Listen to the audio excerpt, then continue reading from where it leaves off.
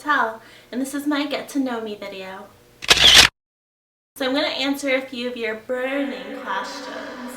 I put up an ask yesterday on my Instagram and I have a bunch of questions here to answer. So I'm just going to read them off and start off. Actually, this is one of the questions that I get a lot is, do I have any tips for baby bio queens? I would say the first tip for you would be to stop using the word bio queen. You know, people have different labels for themselves and that's fine. I just want everybody to be aware that things like bio queen are not trans inclusive. So we want to try to get away from using that type of language. Just call yourself a drag queen. There's really no reason for you to have to tell people what your genitals look like when you're introducing yourself as literally a professional clown. So I would say number one, start there. Number two, literally just do drag. I get this all the time from not only just like women wanting to do drag, but also just, you know, anybody wanting to do drag. How do I start doing drag? And the only way to start doing drag is to just start doing drag. Do your makeup, go to shows, get dressed up, put a wig on. There's no real way to like tell you how to do something because everybody starts in such a different way. What we want to do is like kind of push people to finding their own path and finding out how to do things on their own. So literally just go out, meet people, become friends with them, and it'll just happen from there. Well, look how she ate that. Let's see. Do you think bio queens should be allowed in competitions like RuPaul's Drag Race? I think everybody should be allowed to be on RuPaul's Drag Race. And if we want to get real here for a second, we do have other avenues to do drag like Dragula, but let's be real here, that's not for everyone. Dragula is like really spooky and scary, and it's definitely a mix of like Fear Factor and Drag Race, and that's really not everybody's cup of tea. I personally wouldn't like to be skewered with needles, or given a tramp stamp, or have to eat brains.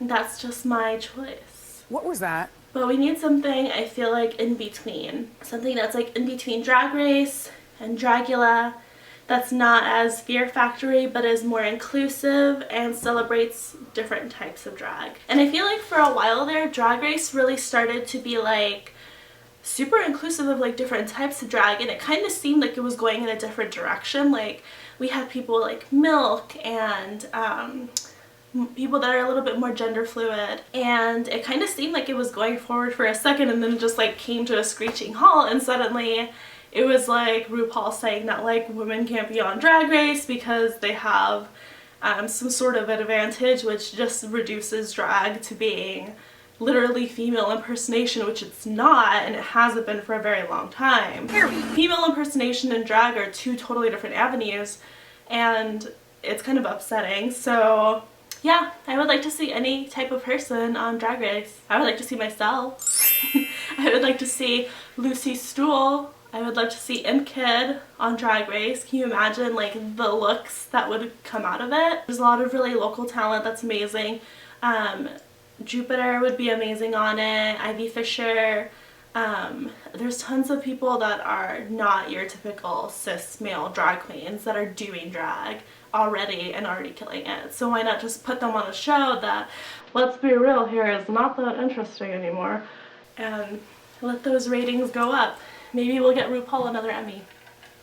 Sips tea, and it's unsweet. So I also get this question asked a lot, and it's, what are my biggest inspirations in drag? What and who? So I would say I'm like super inspired by 90s club kids, specifically Kabuki Starshine, because Kabuki was the first person that I ever saw do kind of like a full body paint moment, and that like inspired me. I know I've said this on Transformations with James St. James, and it's true. That's like the thing that really altered the way that I was looking at drag, and that it's not just not female impersonation, but that it's like a totally different way of doing your makeup and a totally transformative way to present yourself. So I would say that for sure. I definitely get a lot of questions of like, how do you get like inspiration for looks? Like, where does that inspiration come from?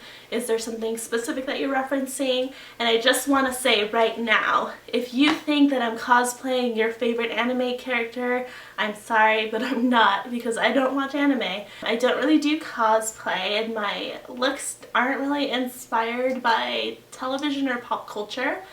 It's more like me going around and looking at stuff and getting inspired by like a bag of old flowers at like a thrift store, or like the color that this water is, or like somebody's beverage. It's just like me like taking those images that I've saved and these colors and these ideas and these combinations and being like, what if I was the pink lemonade that I saw on somebody's coffee table?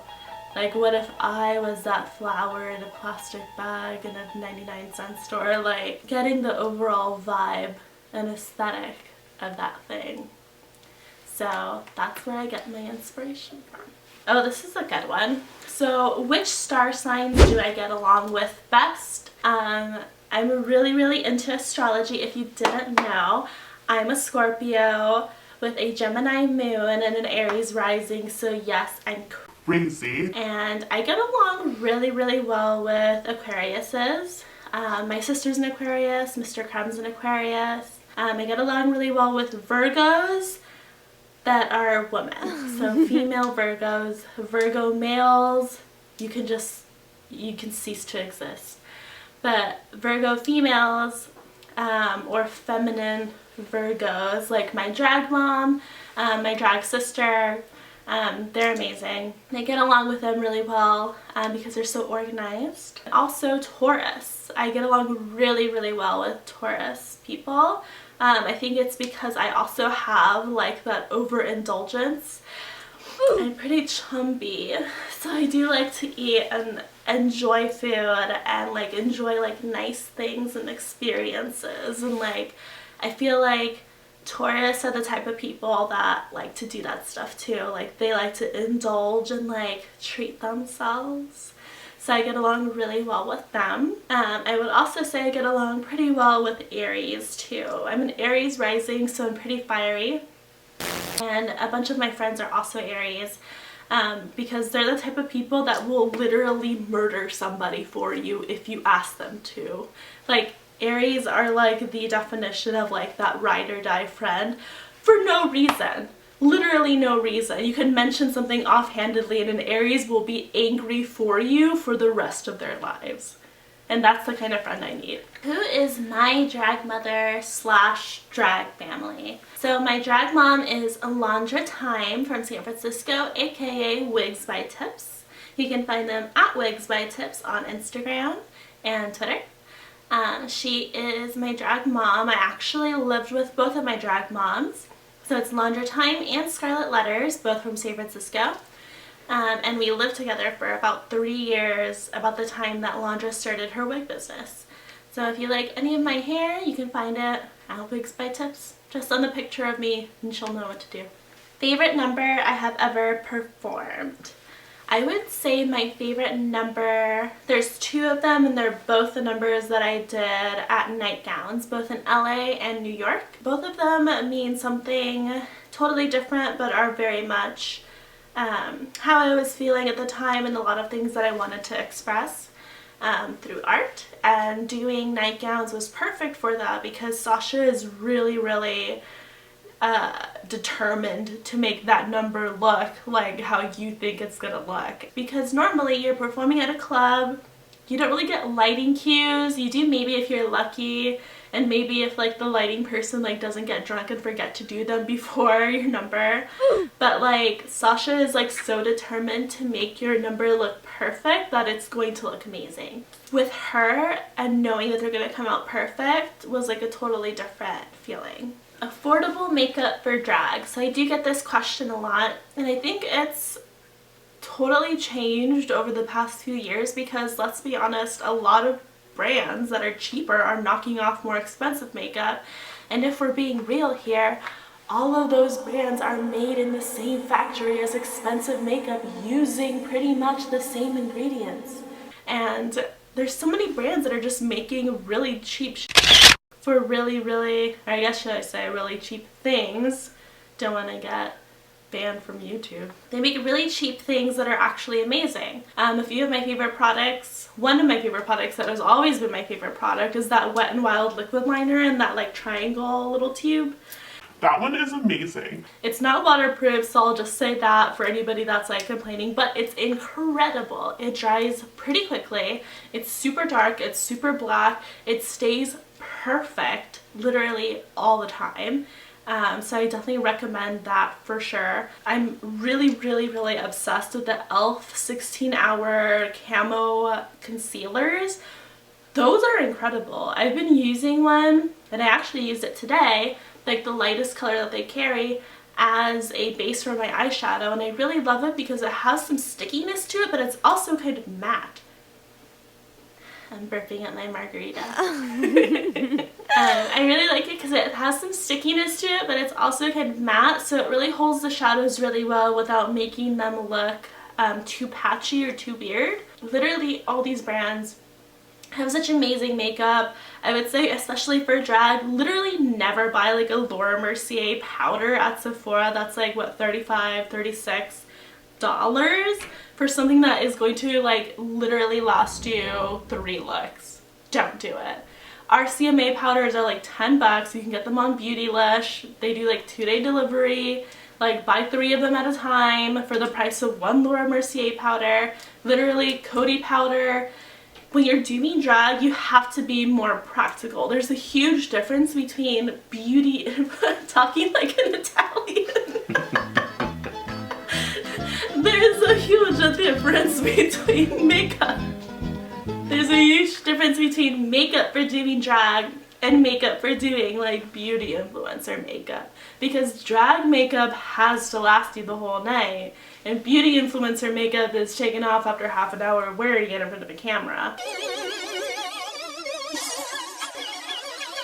Let's be real here, if all of these drag queens that do drag in their bedroom that are actually just beauty influencers went out and performed a number, they would be melted by the end of the night and look disgusting.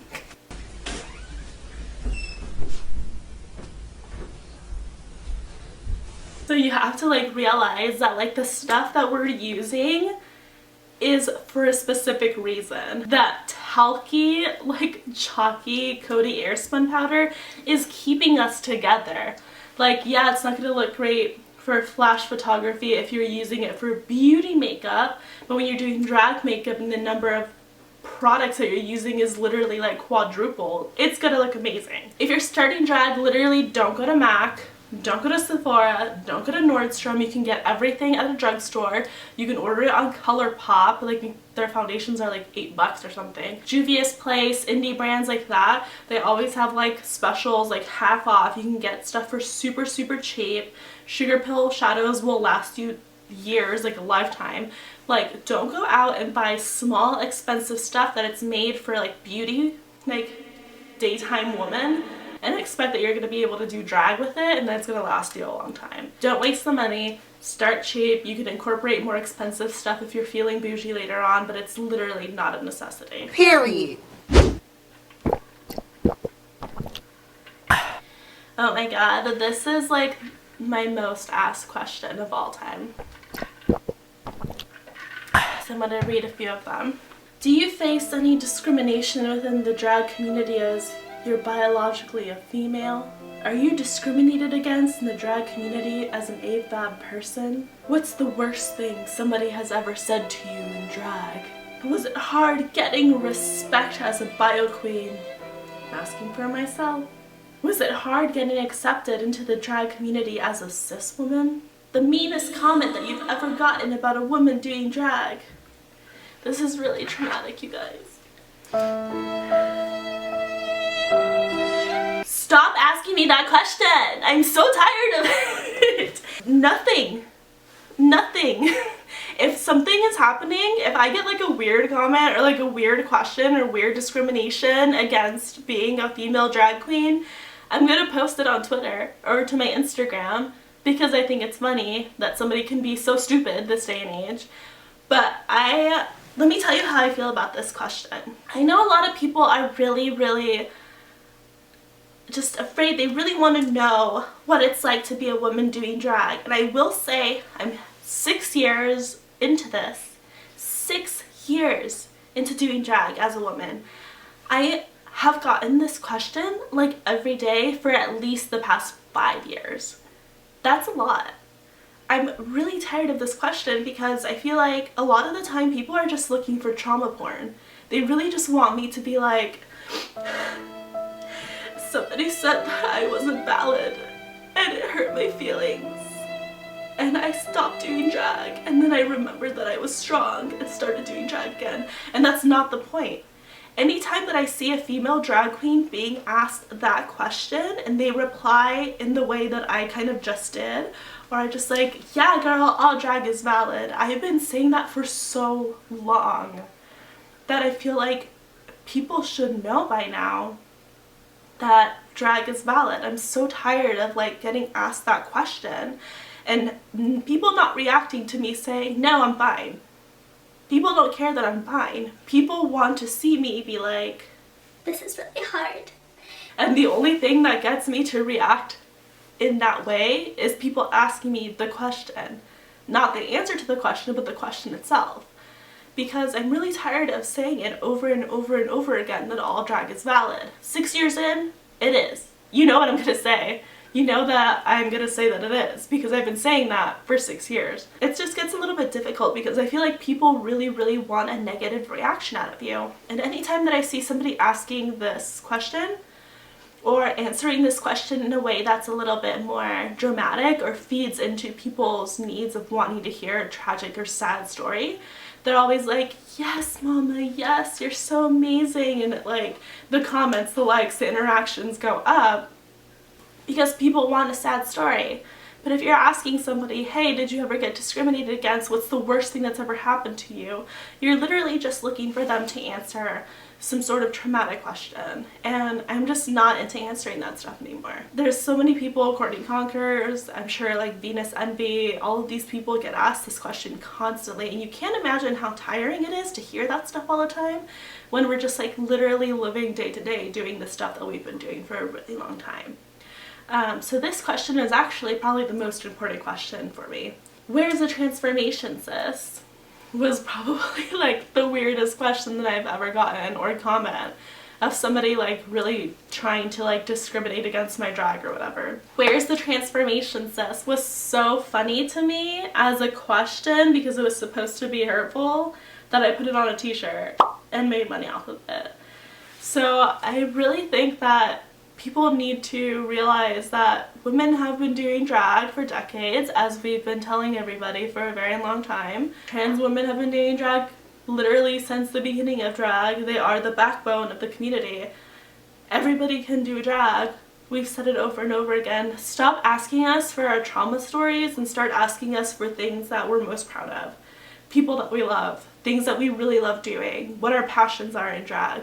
Because that question of discrimination is really just traumatic for a lot of people. Thank you so much. Half the questions were about trauma, but it's okay. I only answered the ones that I wanted to. And if you guys want to see any other type of video, let me know. I'm kind of thinking about doing like a cooking video since I post stuff that I cook all the time.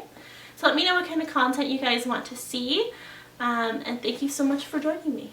Welcome to my channel.